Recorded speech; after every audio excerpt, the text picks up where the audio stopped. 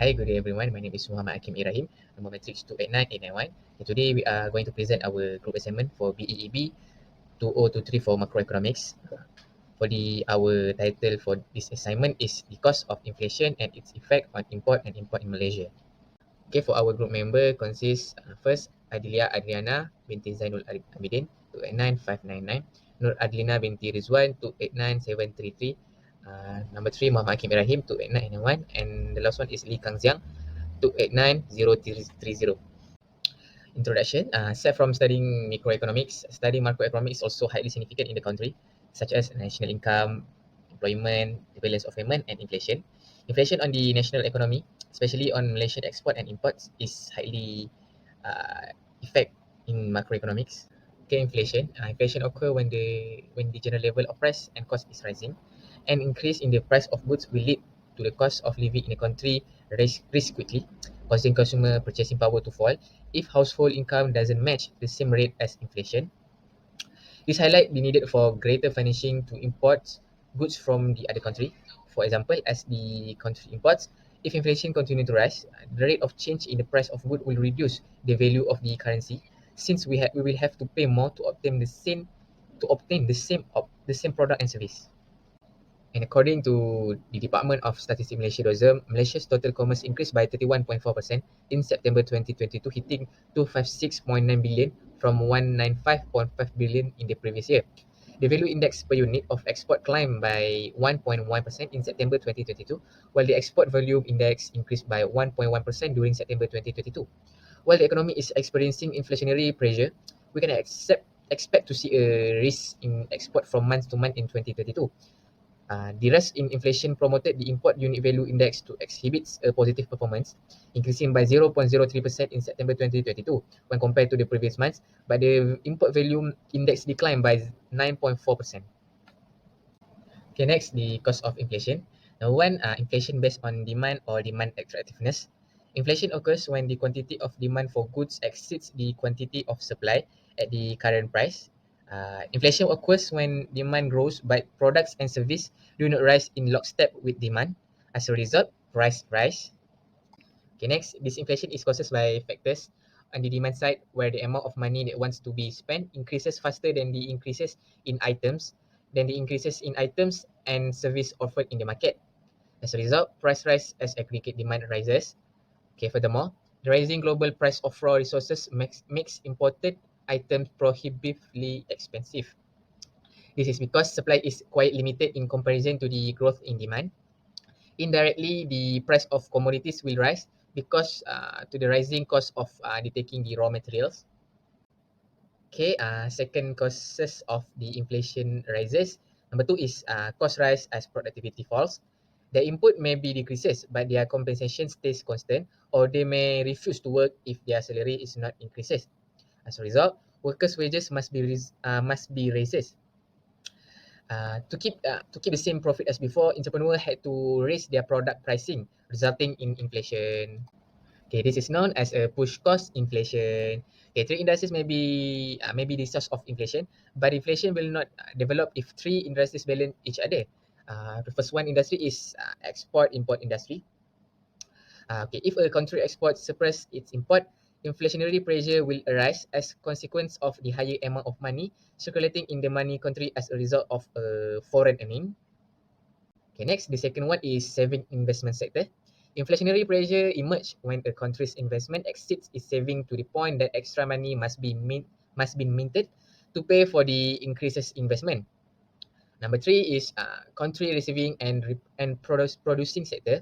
If a country expenditure is in deficit, that is government expenditure exceed earning. Additional money must be issued to pay the bigger expenditure, resulting in inflationary pressure. Thank you.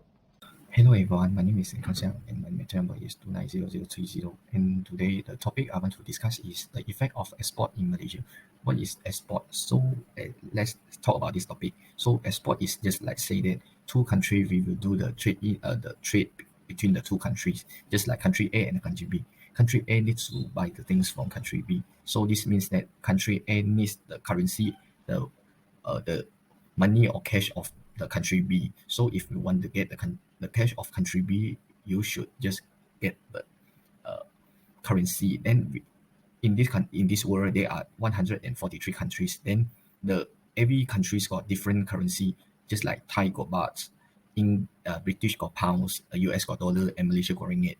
As an example, if I just like Malaysia need to do the trade with Indonesia, we will use the in the Indoton, because or Malaysia do the business with Thailand, we just use the Thai baht. So the exchange rate is the more important characters between these. So let's say export is just like say, so simply say it, export is the trade or the business, or someone is just buying some things or purchase some things or service from other countries to one's country, to between the country to country, just like you buy some things from US to Malaysia.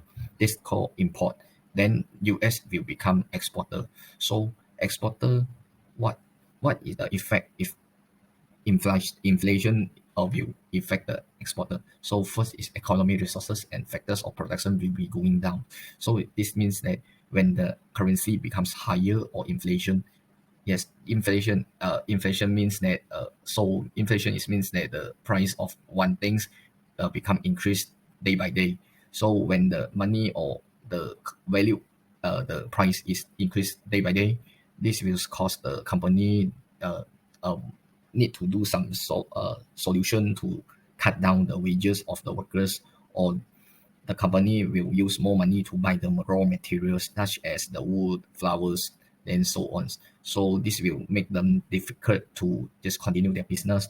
So when they are their company are no of the capitals, there will the factors of production will be going down, and then this will cause the more people cannot do, the more people cannot work, then will become unemployed, and then this will become the effect of export due to the reason why, because there are the lesser workers to work, you cannot produce the goods, then this will affect the exportation of the goods or affect the company. So the second reason for inflation is why, because the second reason is currency becomes highest. This means that the currency, just like the value of the money from one country is differentiate or increases or higher compared with over times or last time or past time. So for Malaysia, we are new government, and we are just the ringgit, the value of ringgit will increase already. So US needs to use more money to export their goods or service from US to Malaysia. So when they are just export the things from US to Malaysia, they need to pay more the export fees from US to Malaysia. So this will just not say US company don't get revenue, but the revenue US company get is more lesser compared with last time, because last time the currency of Malaysia is 4 ringgit 73 cents, equal to $1 of US, as now is 4 ringgit 50 cent, same with $1. So this means that the Malaysia ringgit will increase AD. So this will cause US need more US dollar or more exporter fees to shipping their goods from US to Malaysia. That's all. Thank you. Hello, my name is Adile Adriana binti Zainal Abidin. My matrix number is 289599. I'll be presenting about the effect of inflation towards import.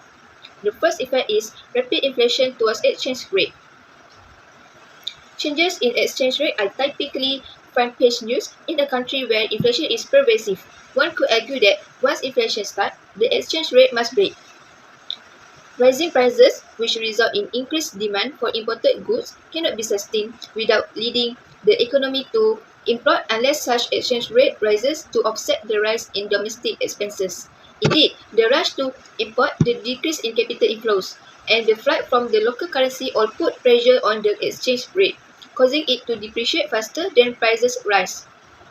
This rapid fall of the rate causes import prices to climb even quicker and raises the gains generated from capital flight in terms of the national currencies, exacerbating the pressure on the exchange rate.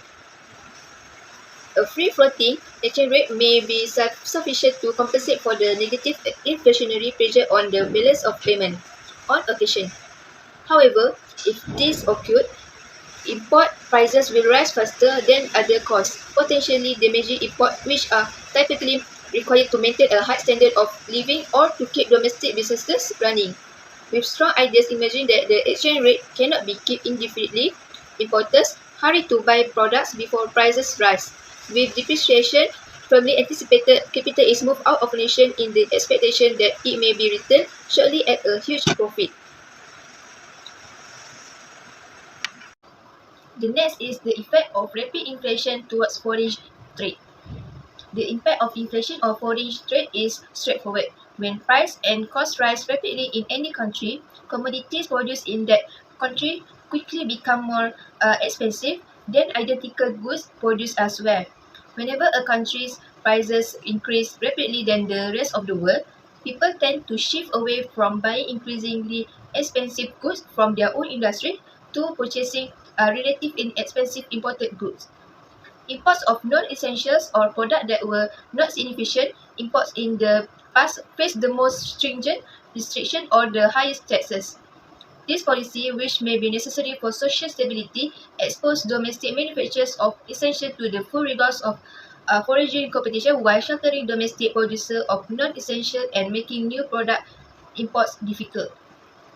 This may result in a discouragement of domestic production of items that are either desirable or that the country is best suited to manufacture, as well as an encouragement of production of goods that are neither desirable nor well suited to production. Scarce foreign cash is sometimes wasted on too large import of consumer goods, which could be prevented in order to stimulate the creation of new sectors. On the other hand, the development of vibrant export industry is stifled, and the manufacture of goods that could serve as import alternative is discouraged.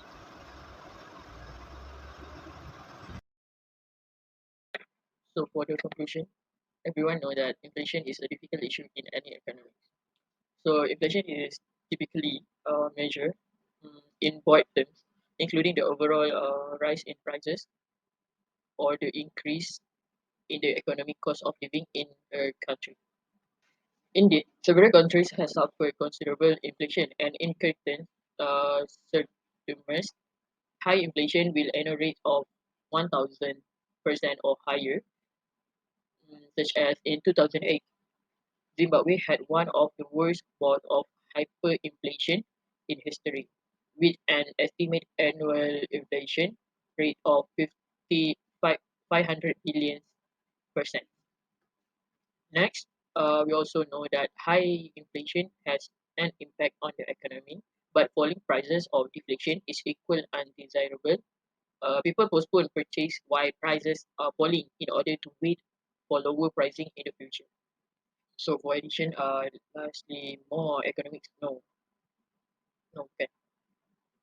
So lastly, most economists now agree that low, stable, and most crucially practicable inflation is good for economy. When inflation is modest and practicable, it is easier to include it in interest rates and price adjustment contracts, reducing its stationary effect. Furthermore, when consumers feel the prices will rise greatly in the future, they are more likely to purchase sooner, boosting economy activity. Inflation targeting is tactic employed by numerous central banks to achieve their main goal of keeping inflation low and stable.